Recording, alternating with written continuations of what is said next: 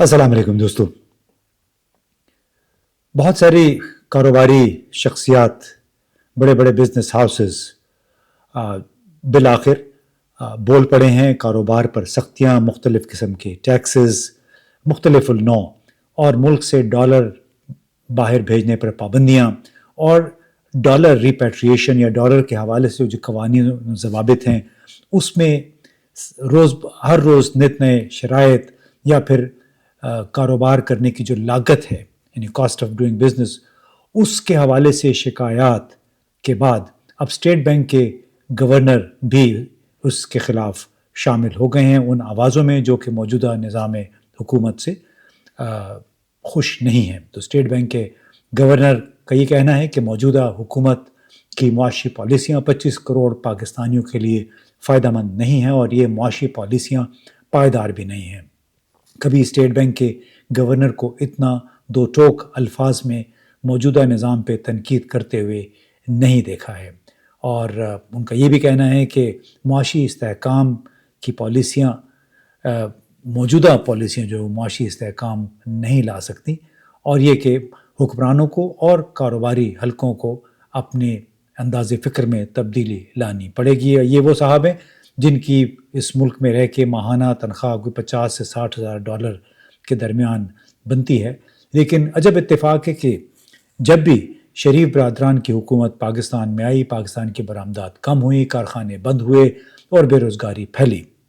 2013 में ज़रदारी हुकूमत बरामदात 25 अरब डॉलर पे छोड़ के गई थी, जो नवाज़ शरीफ के दौर में कम होकर 20.5 अरब डॉलर, और फिर एक साल वज़ीर आज़म शाहिद खाकान अब्बासी थे, उसमें कोई 23 अरब डॉलर तक बरामदात हुई। तो बहैसियत मजमूई ये बड़ी अजीब सी बात है कि इनके 3 अदवार हुकूमत थे, लेकिन कारोबारी अफराद और सनती मालिकान की शिकायत वही रही। यानी गुज़िश्ता 25 बरसों में हम मोर और लेस यही शिकायत सुनते रहे हैं कारोबारी हलकों से, सनतकारों से, लेकिन उसमें आज तक कोई तब्दीली नहीं, बल्कि वज़ीर आज़म ने तो कोई नई 8 कमेटियाँ बना दी हैं कि मुल्क की बरामदात को कैसे बढ़ाया जाए। फिर आपने यही वो बातें हैं जिनका ज़िक्र IMF ने भी अपनी डायग्नोस्टिक्स रिपोर्ट में की है, यानी उन्होंने कहा कि वो हुक्मरान अशराफिया जो कि रियासती ताकत पर इस वक्त काबिज़ हैं, अब वो बिल्कुल सही कहते हैं कि जब एक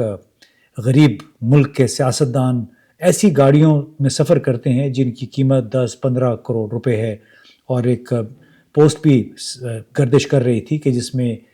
फरियाल तालपुर कोई 10 करोड़ की गाड़ी से निकल रही हैं, साथ में 5-6-7 करोड़ की दो तीन और गाड़ियाँ खड़ी हैं। तो जहाँ पे अगर हुक्मरान तबका बेनिफिशरी है उस निज़ाम का, तो वो उस निज़ाम में क्यों तब्दीली करेगा। उन्हीं बेनिफिशरीज़ में या जिन निज़ाम से फ़ायदा उठाने वालों में साबिक़ वज़ीर आज़म नवाज़ शरीफ भी हैं। उनकी घड़ियाँ 2-2, 3-3, 4-4 करोड़ की गाड़ियों का तो 8-10 करोड़ तो मामूल सी बात है। फिर उनके लंदन में उनके जो असासे हैं उनके या उनके बेटों के, ज़ाहिर इन्हीं के थे, वो तो जब 16-17 साल की उम्रें थी तो उनको वो फ्लैट वहाँ पे लेके दे दिए गए थे। अब नवाज़ शरीफ साहब ने काफ़ी अरसे बाद लबकुशाई की है मौजूदा सूरत हाल पर, और एक बार फिर हस्ब मामूल इमरान खान को निशाना बनाया अपनी बातचीत का, जबकि उन तमाम अफराद के लिए उन्होंने सज़ा का मुतालबा भी किया है जो कि बकौल उनके इमरान खान को इक़्तिदार तक पहुँचाने के ज़िम्मेदार थे। क्या सवाल ये है कि इमरान खान वज़ीर आज़म बनने से पहले आलमी शोहरत याफ्ता शख्सियत नहीं थे, जो क्या वज़ीर आज़म बना के उनको शोहरत दिलवाई मुल्क की इस्टेब्लिशमेंट ने। अब नवाज़ शरीफ ने जो स्पेसिफ़िकली बात की तमाम तर शिकायतों के साथ साथ, वो ये कि मैं समझता हूँ कि इमरान खान सिर्फ अकेला मुजरिम नहीं था, इसे लाने वाले उससे बड़े मुजरिम थे, उनसे भी पूरा हिसाब लेना चाहिए। बिल्कुल पूरा हिसाब लेना चाहिए, यानी बाजवा जनरल कमर जावेद बाजवा फ़ौज के सरबराह और इमरान खान पर तनकीद का मतलब है कि इस्टेब्लिशमेंट पर ऐसी तनकीद जितनी इमरान खान और उसके साथियों पर। लेकिन दिलचस्प बात यह है कि यही इस्टेब्लिशमेंट मुबैना तौर पर फरवरी 2024 के इंतखाबात के हारने वालों को जीतने वालों में फ़ातेह में बदलने की ज़िम्मेदार थी। अब इनकी बेटी पंजाब पर हुक्मरान है, भाई वज़ीर आज़म है, और इस्टेब्लिशमेंट ने मरीम नवाज़ को बतौर चीफ मिनिस्टर कोई चैलेंज भी नहीं किया, बल्कि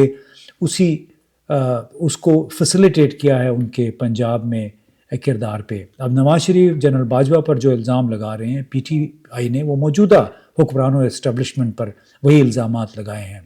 اب سوال یہ ہے کہ اگر عمران خان نے ان کے ساتھ فرض کریں غلط بھی کیا، ان کے حوالے سے غلط رویہ رکھا،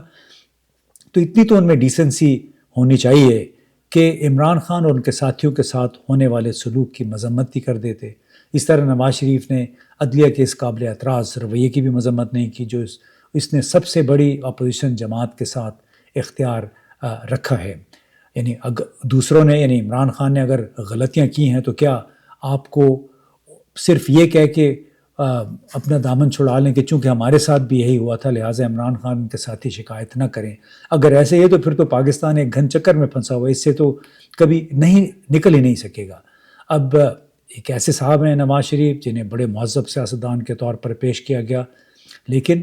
انتخابات کی اصل حقیقت وہ جانتے ہیں. 27ویں ترمیم کے حق میں ووٹ ڈالنے کے لیے قومی اسمبلی میں بھی حاضر ہوئے. وہ ان کا ووٹ تو ضروری بھی نہیں تھا، چاہیے بھی نہیں تھا حکمران جماعت کو، لیکن پھر بھی وہ حاضر ہوئے تاکہ ان طاقتوں کو خوش رکھ سکیں، ایسا لگتا ہے، جو مریم نواز کے سیاسی مستقبل کے تحفظ کے لیے اہم سمجھے جاتے ہیں.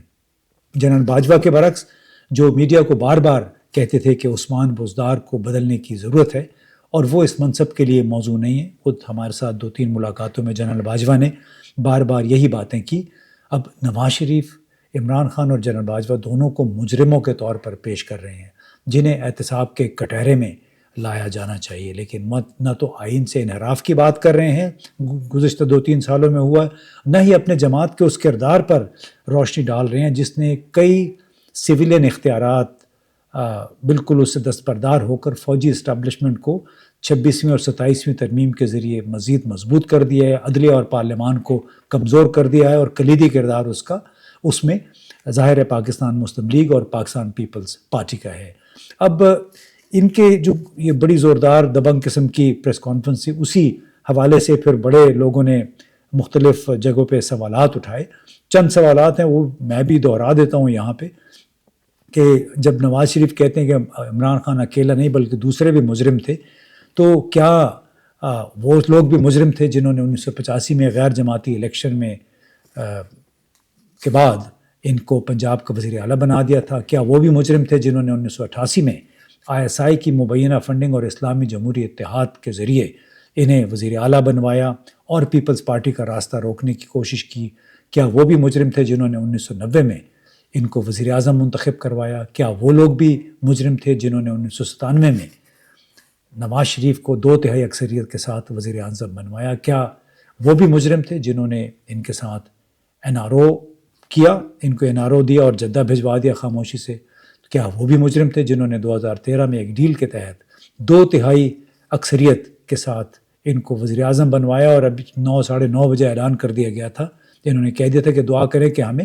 2/3 اکثریت مل جائے؟ تو کیا وہ لوگ بھی مجرم تھے جنہوں نے پاناما لیکس کے مقدمے میں والیوم 10 کی تفصیل سامنے آنے سے روکی؟ اور کیا وہ بھی مجرم تھے جنہوں نے 2019 میں ان کی جھوٹی بیماری کا پلیٹلیٹس کا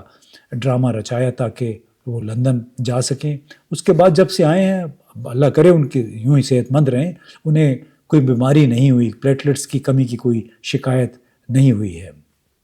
تو کیا وہ لوگ بھی مجرم ہیں جنہوں نے